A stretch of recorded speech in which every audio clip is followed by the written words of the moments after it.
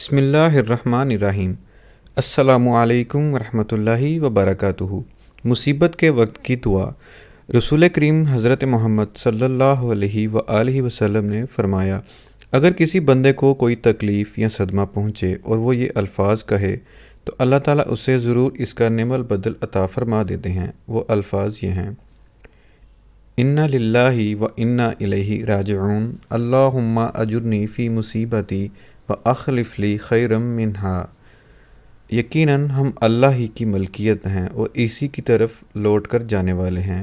اے اللہ، مجھے میرے اس صدمے یا تکلیف کا اجر دے اور بدلے میں مجھے اس سے زیادہ بہتر دے۔ صحیح مسلم کی حدیث ہے۔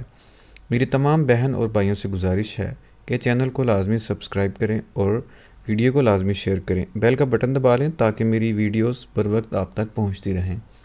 السلام علیکم ورحمۃ اللہ وبرکاتہ۔